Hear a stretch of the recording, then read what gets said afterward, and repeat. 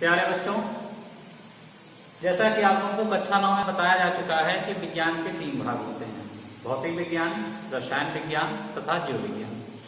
उनमें से हम लोग यहाँ पर आज भौतिक विज्ञान शुरू करने जा रहे हैं, जिसका पहला चैप्टर है प्रकाश का परावर्तन तथा अपवर्तन। ठीक, प्रकाश के परावर्तन तथा अपवर्तन को बच्चों हम लोग 2 भागों में पढ़ेंगे। एक पहला पार्ट में हम लोग पढ़ेंगे कि प्रकाश का परावर्तन क्या है, और दूसरा पार्ट में हम लोग पढ़ेंगे प्रकाश का अपवर्तन। तो यहाँ पर हम सबसे पहले शुरू जो करेंगे चैप्टर वो है आपका प्रकाश का परावर्तन।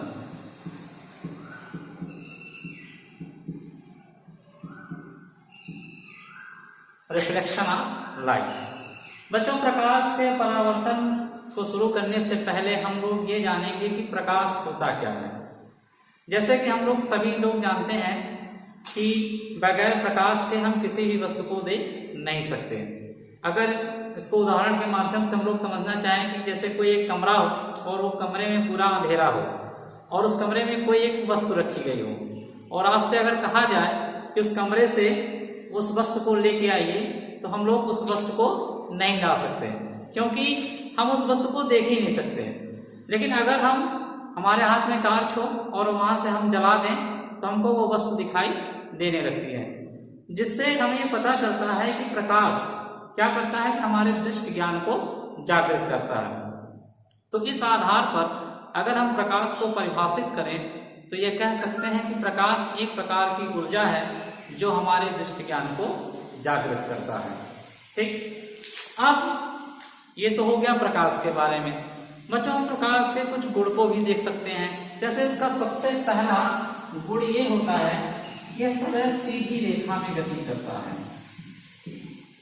सीधी रेखा में गति करता है, अर्थात जैसे प्रकाश कभी भी आपको टेढ़ा मेढ़ा ऐसे नहीं दिखाई देगा। इसकी गति जो होती है वो सदैव सीधी रेखा में होगा।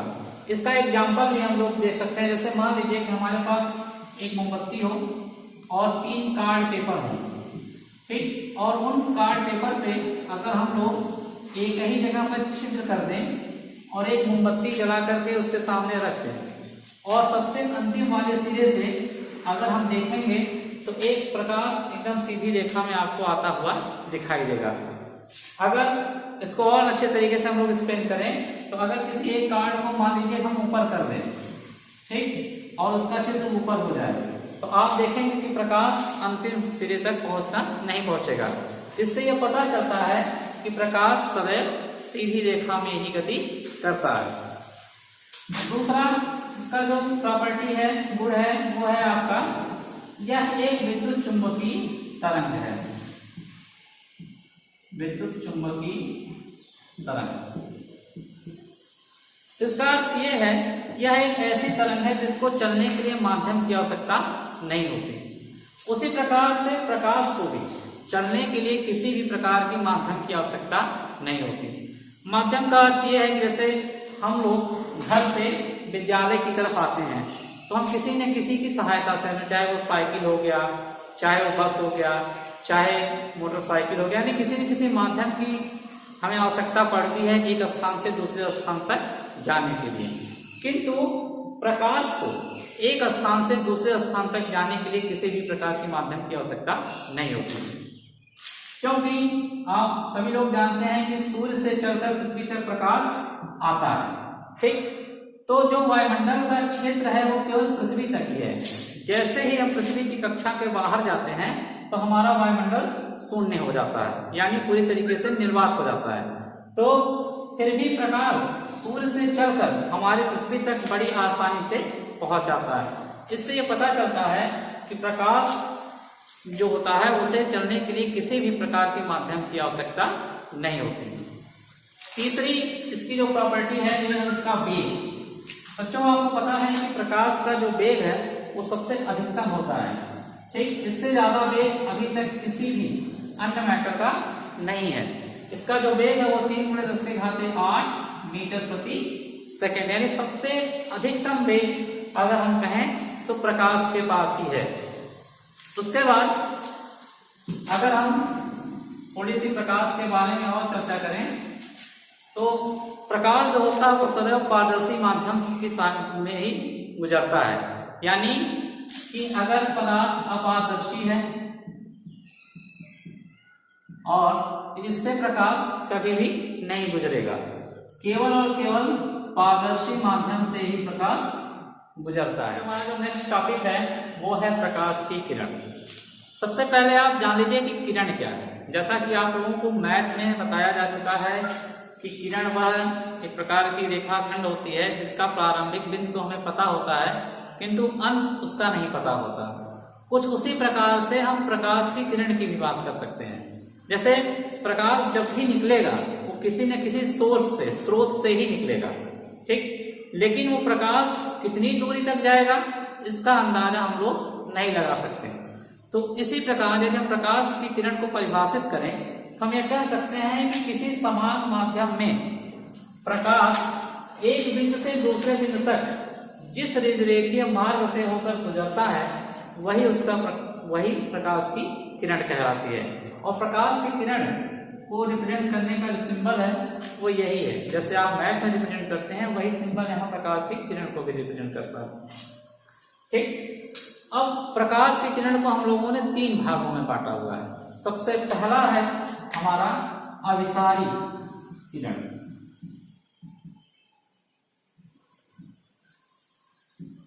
अभिसारी किरण बच्चों, अभिसारी किरण क्या है?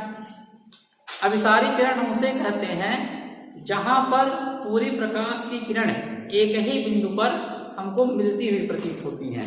यानी जैसे प्रकाश की किरण इस तरीके से आ रही है बहुत सारी और किसी एक ही बिंदु पर ऐसा लग रहा है कि ये आपस में मिल रही है, ठीक। इसको कहा जाता है अभिसारी किरण, ठीक है।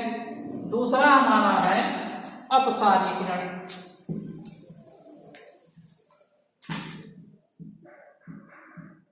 अपसारी किरण दूसरा है बच्चों हमारा अपसारी किरण। अपसारी किरण में क्या होता है कि हमको ऐसा लगता है कि सारी जितने भी आपकी किरण जा रही हैं वो पूरा का पूरा एक ही बिंदु से निकलती हुई प्रतीत हो रही हैं। यानी कुछ इस तरीके से,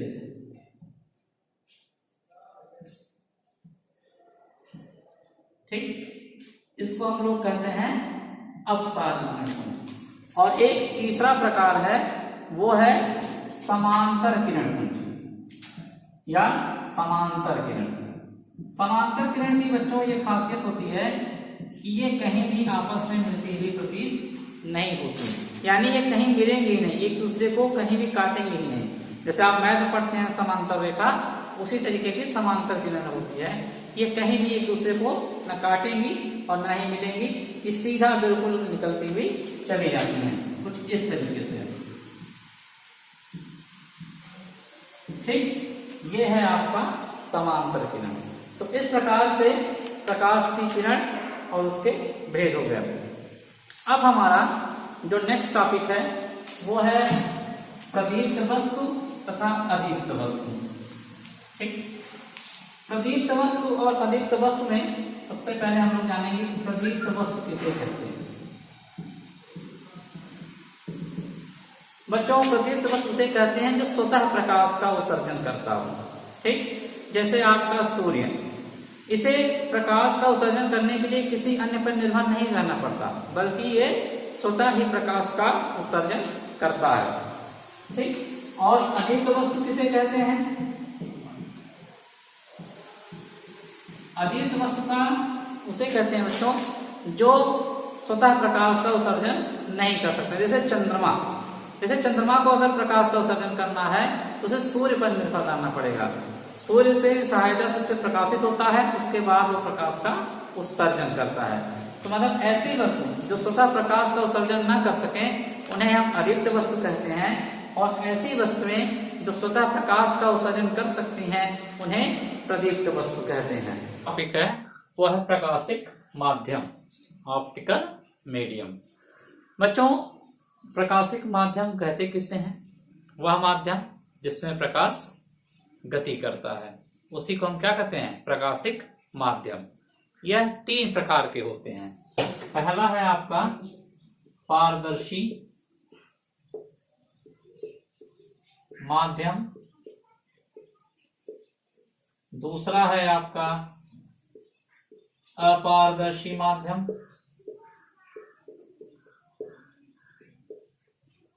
और तीसरा है आपका पारभासक माध्यम। अब हम इसे बच्चों क्रम से एक एक करके समझेंगे कि पारदर्शी माध्यम किसे कहते हैं, अपारदर्शी माध्यम किसे कहते हैं और पारभासक माध्यम किसे कहते हैं। तो आइए सबसे पहले हम चर्चा करते हैं पारदर्शी माध्यम। बच्चों, पारदर्शी माध्यम एक ऐसा माध्यम होता है जिसमें से होकर प्रकाश आसानी से इस पार से उस पार जा सकता है।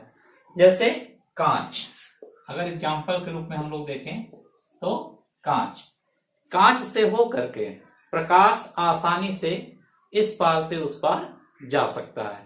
ठीक। दूसरा है आपका अपारदर्शी माध्यम।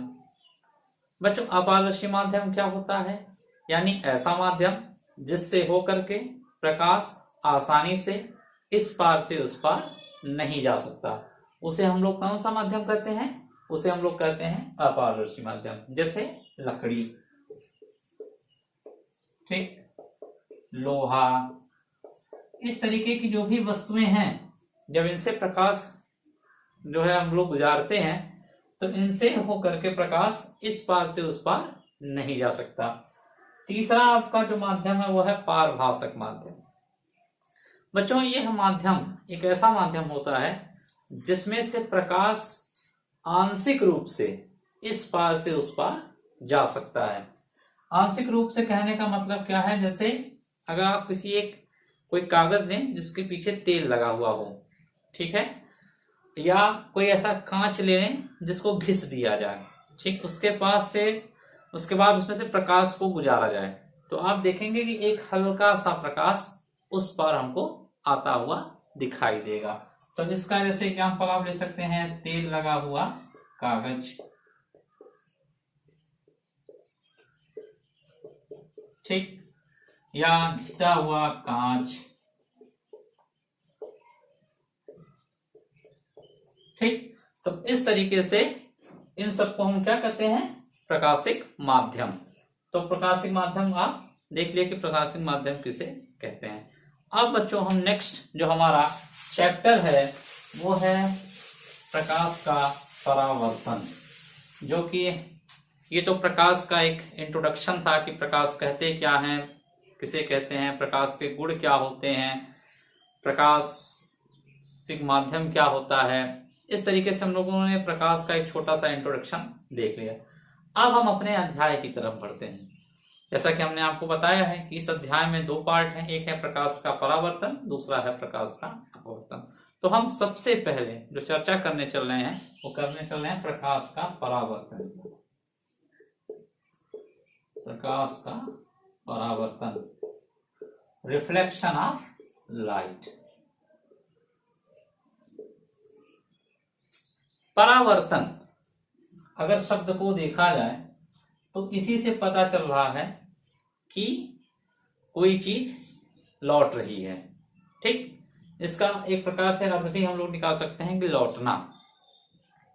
तो प्रकाश का लौटना अगर हम प्रकाश से कह सकते हैं।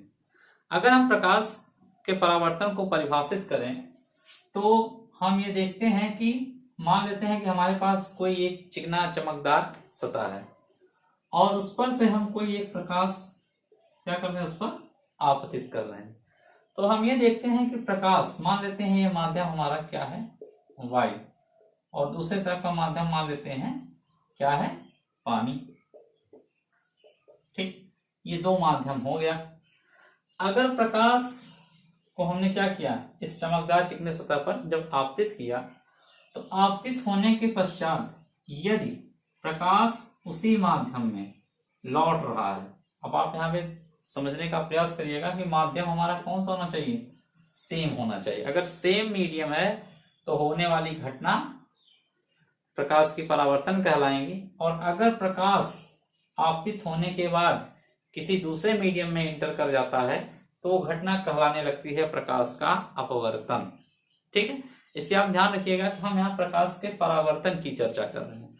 तो प्रकाश के परावर्तन में की घटना जो होती है उसमें प्रकाश सेम माध्यम में, उसी माध्यम में क्या होता है, वापस लौट जाता है किसी चिकने चमकदार सतह से टकराने के पश्चात। जो किरण किसी चिकने चमकदार सतह पर गिरती है उसको हम लोग कहते हैं आपतित किरण। क्या कहते हैं, आपतित किरण। और जो टकराने के पश्चात लौट जाती है उस किरण को कहा जाता है परावर्तित किरण। ठीक, अब यहां से बीच में हम लोग एक लंब डाल देते हैं जिसको कहा जाता है अभिलंब। ठीक है, तो अब हम अगर प्रकाश के परावर्तन की घटना को करें तो कह सकते हैं कि जब कोई प्रकाश की किरण किसी चिकने चमकदार सतह पर आती है और उससे टकराती है, टकराने के पश्चात ये उसी माध्यम में वो लौट जा रही है, तो ऐसी घटना को हम लोग प्रकाश का परावर्तन कहते हैं। परावर्तन के बच्चों दो नियम भी हैं। पहला नियम यह है कि आपतित किरण, परावर्तित किरण और अभिलंब तीनों एक ही बिंदु यानी एक ही बिंदु पर होने चाहिए। यानी अगर तीनों में से कोई भी एक बिंदु पर नहीं होगा तो ये परावर्तन की घटना को स्पेंड नहीं करेगा। अर्थात हम कह सकते हैं कि आपतित किरण, परावर्तित किरण और अभिलंब तीनों एक ही तल में होने चाहिए। साथ ही इनके बीच दो कोण बनते हैं, एक आई दूसरा आर। आई हमारा आपतन कोण है और आर हमारा परावर्तन कोण है। ठीक, तो दूसरा नियम ये कहता है कि जो आपतन कोण यानी आई और परावर्तन कोण यानी आर, ये आपस में क्या होने चाहिए, बराबर होने चाहिए। अगर ये आपस में बराबर नहीं है तो परावर्तन की घटना होना संभव नहीं है। ठीक, तो इस तरीके से बच्चों ये प्रकाश का परावर्तन था और उसके दो नियम था। नेक्स्ट वीडियो में हम लोग गोलीय दर्पण के बारे में अध्ययन करेंगे, जो इस वीडियो का दूसरा भाग होगा। धन्यवाद।